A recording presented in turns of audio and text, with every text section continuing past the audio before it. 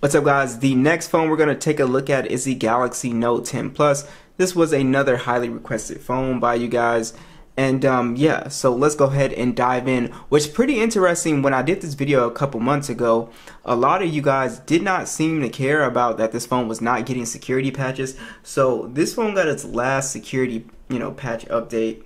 I think it was August security patch, and yeah, so it's not getting any more updates. But there's actually nothing wrong with the phone, so I see why a lot of people aren't really that pressed on upgrading, because you are going to be losing out on the SD card support, which I think is the #1 thing with people in these older flagships, is that they really don't want to give up that expandable storage. But it's not only the expandable storage, the phone itself still feels and looks extremely modern in 2024. Now, one of the first things I did when I picked this phone up was I actually went and opened up PUBG just to see how well this phone would handle gaming still. Now, it is running the Snapdragon 855 chipset on here. Like I said, it has micro SD card support, and then you also have 256 gigs of internal storage on the base model, and you have 12 gigs of RAM.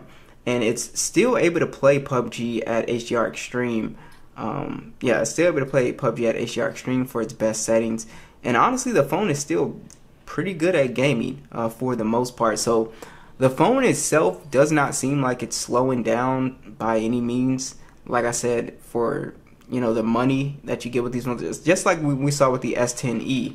That phone you can pick up for $100, do some gaming on here. Like, these are really good phones that you could do like some pretty cheap gaming on, even if you don't use it as a main phone. Just anybody who's trying to get like some cheap gaming going on, or you want to use it as a secondary phone.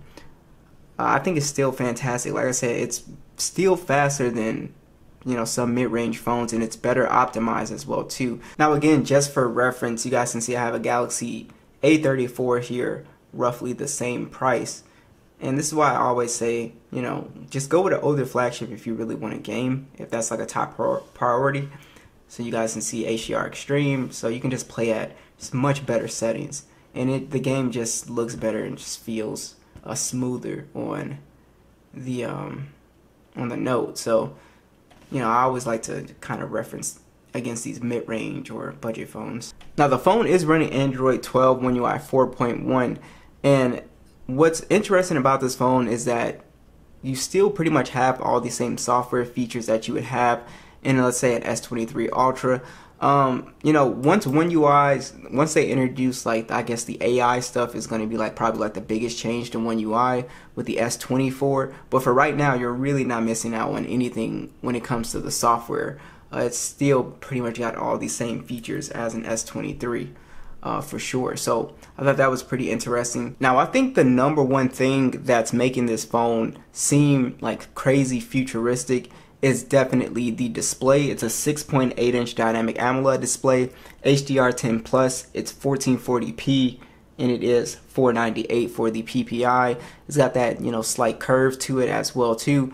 And yeah, this is honestly what makes the phone feel like it came out this year, is that it pretty much has the same identical design to like something like an S23, S22. It still looks very modern from the front. Now this doesn't have any type of high refresh rate or anything like that, so you could say it's dated in that type of area. But honestly, the 60 Hz is pretty smooth on here as well.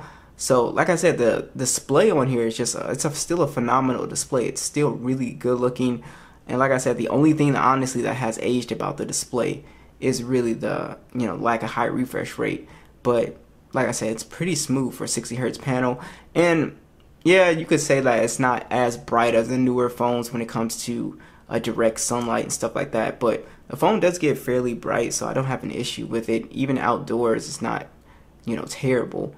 But yeah, I was just really surprised when you pick this phone up. It just still has that crazy modern feel to it. Now the Aura Glow color on here is still pretty cool looking all these years later. And remember, this phone came out in 2019, and that's why I said this is probably one of my favorite Samsung devices of all time, just because I think Samsung just pretty much nailed it when it comes to the processor, the design of this phone. I still think it has just a really timeless design. It's a very thin phone, has a cool like little shifting effect to it. And yeah, the S Pen on here is really nice. It's actually, this one's actually blue. And yeah, I just absolutely love the hardware on this phone. And also the S Pen is really nice. I've said a ton of times, if you really want to do like digital artwork with these phones, you can. I've seen people do it on YouTube because the latency on here is actually really well done. So it has really low latency. So if you're drawing and stuff like that, so most people will use it just to take notes and stuff like that. But I can't really draw. But if you are somebody who is an artist or something like that, like this thing is crazy accurate. And also it's pretty good for digital content creation as well too, these S Pens, because this is Bluetooth, so you can click the button and record from a distance or take pictures from a distance as well too, which is pretty cool. But yeah, absolutely love the hardware on here. IP68 dust and water resistant. It has that really nice fingerprint scanner on here as well too. Very fast. You can also use face unlock. The stereo speakers on here are still pretty good.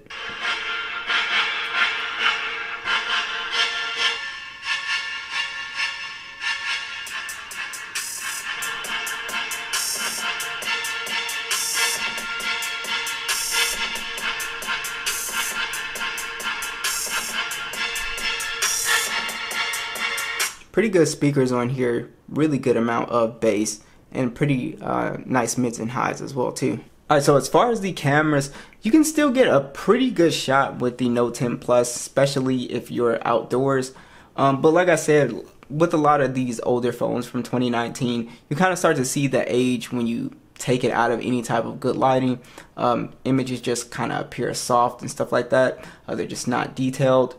But besides that, I still think this takes pretty good photos and videos. It's got a 12 megapixel standard and a 12 megapixel telephoto lens. It has 2x optical and 16 megapixel ultra wide. It can shoot in 0.3 depth sensor as well too. And then you have a 4K 60 video on the front and back with a 10 megapixel selfie. And yeah, I didn't have really too many complaints with the photo quality, guys. I thought the selfies still took pretty good photos. And yeah, like I said, it doesn't have like the crazy zoom photography that we do have now in the newer phones, but like I said, in good lighting, I mean, this is still taking some pretty good shots in my opinion. Good dynamic range, pretty good color on here. And like I said, the cameras aren't crazy, like the crazy detailed and stuff like that, like the newer phones with the higher megapixels. But like I said, this still does a fantastic job, I think, in my opinion, as far as just giving you a good shot in good lighting. Now, of course, for an older phone, battery life is actually not as bad as you would think. I'm still able to get like almost 6 hours of screen on time out of mine, and I've been using this phone for a couple years.